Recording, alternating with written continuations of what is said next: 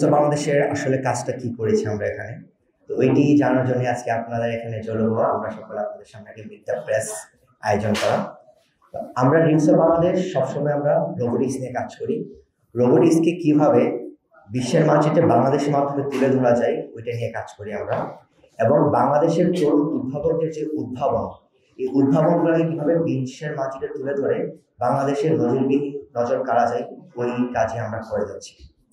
তারই ধারাবাহিকতায় dreams of Bangladesh বিভিন্ন ধরনের কম্পিটিশনে পার্টিসিপেশন করে এবং ড্রিমস অফ বাংলাদেশ বিভিন্ন ধরনের কম্পিটিশনকে অবজার্ভ করে। সেই অবজার্ভের দ্বারা ড্রিমস অফ বাংলাদেশ 2021 সালে যাত্রা শুরু করে। আমাদের ড্রিমস অফ বাংলাদেশের লক্ষ্য হচ্ছে বাংলাদেশের প্রত্যন্ত অঞ্চল থেকে যে মেধাবীমান তরুণ তরুণীরা আছে তাদেরকে আমরা সার্চ করি, ফাইন্ড করার পর তাদেরকে আমরা রোবোটিক্স ট্রেনিংয়ের মাধ্যমে একজন রোবোটিক্স এক্সপার্ট হিসেবে গড়ে তুলি। সেই ধারাবাহিকতায় আমরা 2021 সাল থেকে এখন পর্যন্ত ওয়ার্ল্ড ইনভেনশন কম্পিটিশনের এক্সিবিশনে 3বারের মতো গোল্ড মেডেলিস্ট ছিলাম, এবং আমরা নাসা হিউম্যান এক্সপ্লোরেশন রবার চ্যালেঞ্জ 2025-এর আমরা টোটাল টপ ওয়ার্ল্ড 10th র্যাঙ্কিংয়ে ছিলাম। তারই ধারাবাহিকতায় আমাদের আসলে স্বপ্ন ছিল যে কম্পিটিশনে আসলে আমরা যাচ্ছি, আমরা কাজ করছি, তো আমাদের দেশের যে বাকি তরুণরা ওদেরকে কিভাবে আসলে এই কম্পিটিশনে তুলে ধরা যায়, ওদের যে উদ্ভাবনগুলো আছে আসলে এই উদ্ভাবনগুলো কিভাবে আমরা বিশ্বমাতে তুলে ধরতে পারি, যেহেতু আমাদের ড্রিমস অফ বাংলাদেশের কাজ রোবোটিক্সের পুল থেকে আমরা করা। তো তারই ধারাবাহিকতায় গত 2024 সালে আমরা 6ষ্ঠ ওয়ার্ল্ড ইনভেনশন কম্পিটিশন এক্সিবিশনে পার্টিসিপেট করার ওখানে আমরা গোল্ড মেডেলিস্ট অর্জন করি। অ্যান্ড ওই কম্পিটিশনটির আয়োজক হচ্ছে ইন্দোনেশিয়ান ইয়াং সায়েন্টিস্ট অ্যাসোসিয়েশন। তো ওই অ্যাসোসিয়েশন আমাদেরকে বাংলাদেশের আমাদের এই উদ্ভাবন, আমাদের মেধাকে ওরা যাচাই করে।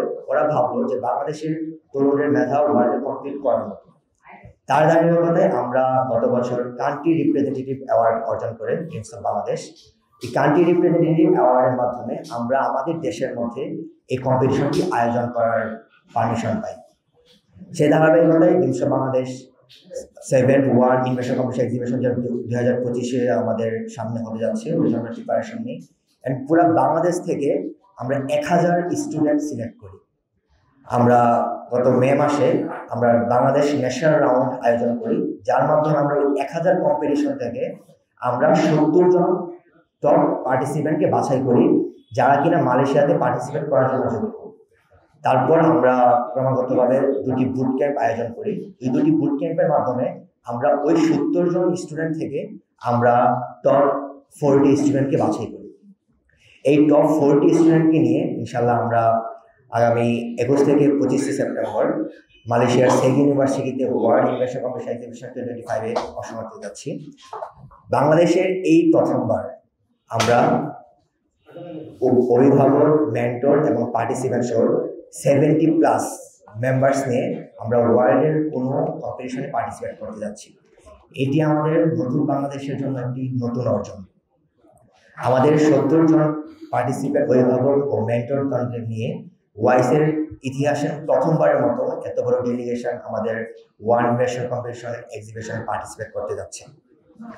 আমাদের এই তরুণ উদ্ভাবকরা বিভিন্ন ধরনের মেধার পরীক্ষায় পাশ করে তারা এই পর্যায়ে এসেছে। আপনারা দেখতে পাচ্ছেন আমাদের পিছনে এখানে অনেক ধরনের রোবট রয়েছে। আমাদের এখানে টোটাল 70 জন পার্টিসিপেন্ট 18টি দলে বিভক্ত হয়ে যাচ্ছে। এটি চারটিখানি কথা নয়, 18টি দল ওয়ার্ল্ড ইনভেনশন কম্পিটিশনে যাচ্ছে, যেখানে কিনা বিশ্বের 27টি দেশের সাথে তারা কম্পিটিশন করে। অ্যান্ড আমি ড্রিমস অফ বাংলাদেশের হিসেবে আশাবাদী আমাদের 18টি দল থেকে আমরা 18 দলের পুরস্কার নিয়ে আসতে পারবো। তারই ধারাবাহিকতায় আমরা ড্রিমস অফ বাংলাদেশ সবসময় ট্রাই করছি যে কীভাবে আসলে আমাদের এই তরুণ উদ্ভাবকদের বিশ্বের মানচিত্রে তোলা যায়, কীভাবে এই তরুণ উদ্ভাবকদের উদ্ভাবনগুলো বিশ্বের মানচিত্রে তুলে ধরা যায়। তেমনভাবে আমাদের তরুণ উদ্ভাবকরা অনেক সুন্দর সুন্দর রোবট বানিয়েছেন। সেই রোবটগুলোর মধ্যে তারা আন্ডারওয়াটার রোবোটিক্স নিয়ে কাজ করছে, তারা মার্স রোবট নিয়ে কাজ করছে, মুন রোবট নিয়ে কাজ করছে, তারা মেডিকেল রিপোর্ট নিয়ে কাজ করছে। আমরা দেখতে পাই ঢাকা শহরের যানজটের কথা, তারা সেই ট্রাফিক জ্যাম নিয়ে কাজ করছে। তো বলা যায় যে আমাদের সোশ্যাল লাইফের যে প্রবলেমগুলো আছে ওই প্রবলেমগুলোকে তো রিয়েল লাইফে কীভাবে সলিউশন করা যায় ওইগুলো নিয়ে আমাদের তরুণ উদ্ভাবকরা কাজ করছে। তারা ধারাবাহিকতায় আমরা আগামী 21 থেকে 25 সেপ্টেম্বর এই 70 জন প্রতিযোগিতা নিয়ে পার্টিসিপেট করতে যাচ্ছি। সকলে আমাদের জন্য দোয়া করবেন।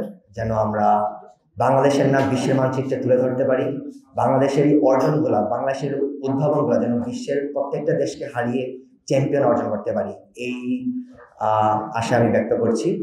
তার পাশাপাশি আপনারা এখানে আমাদের রোবট দেখতে পাচ্ছেন অনেকগুলা। আমরা আমাদের পার্টিসিপেন্টরা আছেন, তারা আপনাদের মাঝে কিছু প্রেজেন্টেশন করবেন তাদের নিয়ে।